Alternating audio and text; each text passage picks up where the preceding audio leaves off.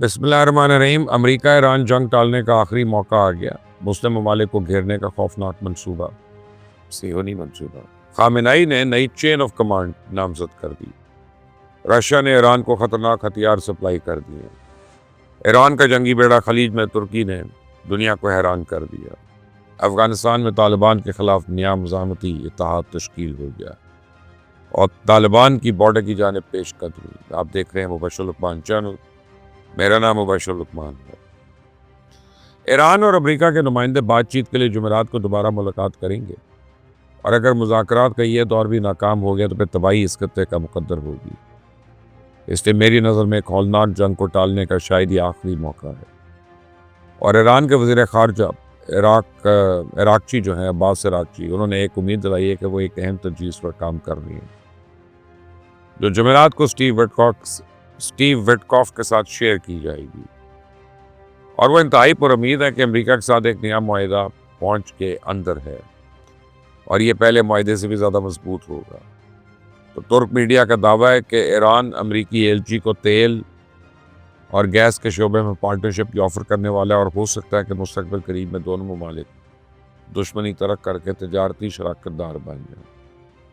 تو امریکہ اور ایران کے درمیان اگر کوئی معاہدہ ہو گیا تو اسرائیل کا بنا بنایا کھیل بگڑ جائے گا۔ ایسے نیتن یاہو نے خطے میں اپنی بالادستی قائم رکھنے کے لیے پاکستان سمیت پورے مڈل ایسٹ کو گھیرنے کی ایک شیطانی چال چلی ہے۔ نیتن یاہو کا کہنا ہے کہ وہ ایک ایسا اتحاد بنانے جا رہا ہے جو بحیرہ روم کے گرد اور مشرق وسطیٰ میں قائم ہوگا، اور یہ اتحاد خطے میں انتہا پسندوں سے لڑے گا۔ اس اتحاد میں بھارت، یونان اور قبرص کے علاوہ افریقی، عرب اور ایشیائی ممالک بھی شامل ہوں گے۔ بھارت تو پہلے دن سے اسرائیل کے تمام شیطانی منصوبوں کا حصہ رہا ہے۔ اسے بھارتی وزیر اعظم نریندر مودی بدھ کو اسرائیل کے دورے پر روانہ ہو رہا ہے، جس کے بعد یہ دونوں شیطان پاکستان اور عرب ممالک کو گھیرے میں لینے کے شیطانی منصوبے کا اعلان کریں گے۔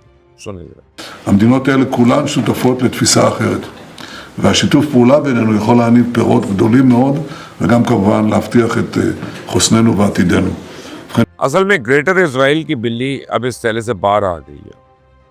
نیتن یاہو کا یہ منصوبہ اس سلسلے کی ایک کڑی ہفتے کے روز میں نے آپ کو اسرائیل میں تعینات امریکن سفیر کی گفتگو کا ایک کلپ سنوایا تھا، اور امریکی سفیر نے اپنی گفتگو میں کہا تھا کہ اسرائیل کو آگے بڑھ کر اردن، شام، لبنان اور عراق سمیت پورے مشرق وسطیٰ پہ قبضہ کر لینا چاہیے، کیونکہ یہ وہ سرزمین ہے جس کا بائبل میں خدا نے یہودیوں سے وعدہ کیا ہوا ہے۔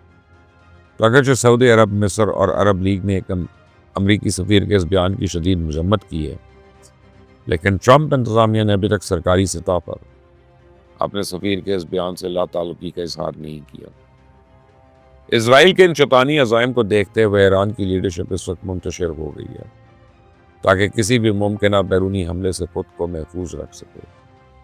سپریم لیڈر علی خامنئی نے ملک میں ایک نئی چین آف کمانڈ متعارف کرائی ہے، اور اس نئی چین آف کمانڈ میں قومی سلامتی کے مشیر علی راجیانی کو مرکزی حیثیت حاصل ہوگی۔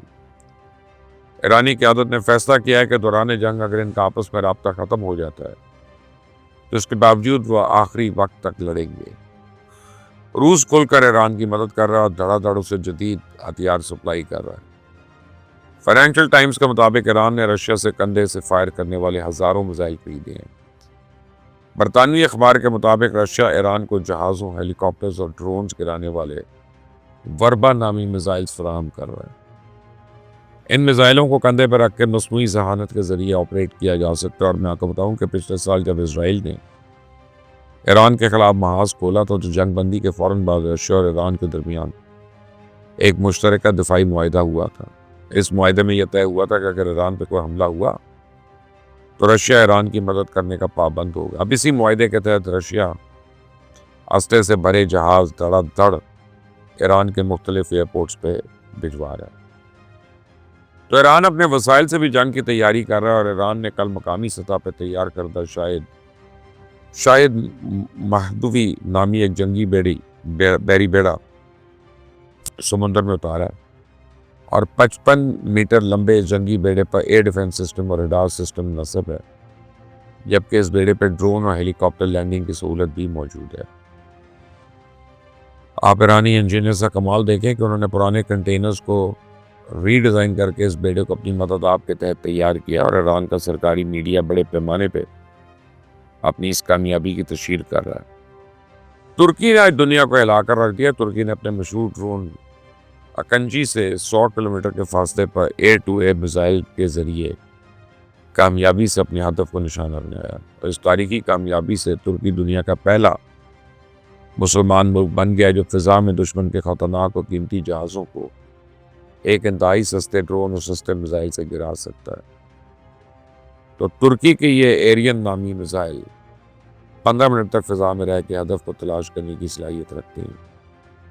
آگے کئی بڑے ممالک اس نوعیت کے میزائل کی ٹیکنالوجی رکھتے ہیں، لیکن اسرائیل سمیت ان کے پاس ڈرون کے ذریعے ایئر ٹو ایئر میزائل داغنے کا تجربہ شاید نہیں ہے۔ تو عام طور پہ ایئر ٹو ایئر میزائل بڑے جنگی جہازوں کے ذریعے داغے جاتے ہیں۔ تو امریکہ نے ریپر ڈرون سے اس نوعیت کا ایک تجربہ کیا تھا، لیکن وہ بھی ترک اکنجی کے مقابلے میں کافی مہنگا ہے۔ تو پوری دنیا کو پتا ہے کہ افغان سرزمین دہشت گردوں کی محفوظ جنت ہے۔ اس کی پوری دنیا میں کسی ایک ملک نے بھی پاکستان کی افغانستان پہ سرجیکل اسٹرائک کے خلاف ایک لفظ تک نہیں کہا، بلکہ الٹا اس کارروائی کی حمایت کی ہے۔ امریکن میڈیا اور انٹیلیجنس کمیونٹی حتیٰ کہ ٹی ٹی پی خود اس بات کا اعتراف کر رہی ہے کہ پاکستان کی ایئر اسٹرائک میں کسی بھی ایک عام افغان شہری کو نقصان نہیں پہنچا، اور ان حملوں میں مارے جانے والے تمام لوگ القاعدہ، داعش اور ٹی ٹی پی کے دہشت گرد تھے جو آبادیوں کے قریب مختلف کیمپس میں اپنے اہل خانہ کے ساتھ مقیم تھے۔ تو افغان طالبان اس حملے میں معصوم شہریوں کی ہلاکت کا پروپیگنڈا کر رہے ہیں، لیکن ان کا اصل چہرہ یہ ہے کہ درندے اپنے مخالف عام شہریوں کو بھی معاف نہیں کرتے، سر عام ان کو گولیوں سے بھون ڈالتے ہیں۔ آپ اپنی اسکرین پہ دیکھیں کہ درندے کس بے رحمی کے ساتھ اپنے مخالفین کو سر عام قتل کر رہے ہیں۔ طالبان کے مخالف سب سے بڑے دھڑے نیشنل ریزسٹنس فرنٹ نے تو کھل کر پاکستان حملے کی حمایت کی ہے۔ این آر ایف کے سینئر ممبر فضل احمد مناوی نے دو ٹوک الفاظ میں واضح کہا ہے کہ ہم ہر اس پتھر کا استقبال کرتے ہیں جو طالبان کے سر پہ لگے۔ تازہ ترین صورتحال یہ ہے کہ افغانستان میں طالبان مخالف دھڑے ایک نئے جوش و جذبے کے ساتھ اٹھ کھڑے ہوئے ہیں، اور انہوں نے ایک نیا مشترکہ مزاحمتی محاذ قائم کرنے کا اعلان کیا۔ اس نئے اتحاد میں تاجک، ترکمنستان، ازبک، ہزارہ اور بلوچ قبیلوں کو مساوی نمائندگی اور طاقت حاصل ہوگی، اور ان کا مقصد غیر پشتون علاقوں کو طالبان کے قبضے سے آزاد کرانا۔ تو پاکستان نے تو اب دو ٹوک فیصلہ کر لیا کہ وہ دہشت گردی کو کسی صورت برداشت نہیں کرے گا، اور اس کے منصوبہ ساز جہاں بھی ہوں گے ان کا پیچھا کیا جائے گا۔ افغان طالبان کا رویہ آج بھی پاکستان دشمنی پر مبنی ہے۔ ہونا تو یہ چاہیے تھا کہ وہ پاکستان کو آفر کرتے کہ آئیں بیٹھ کر بات کریں، آپ ٹی ٹی پی کے ٹھکانوں کی نشاندہی کریں، ہم ان کے خلاف کارروائی کرتے ہیں، لیکن اس کے بجائے وہ اس بات کا بڑا فخری اعلان کریں کہ افغان فورسز کے تازہ دم دستے سرحد کی جانب بھجوا دیے گئے۔ میں کل سے افغان سوشل میڈیا دیکھ رہا ہوں، ہر جگہ ان کے تازہ دم دستوں کا چرچا ہے، لیکن ابھی تک کسی بھی ایک نیوز آؤٹ لیٹ نے ان دستوں کی سرحد پہ پہنچنے کی تصدیق نہیں کی ہے۔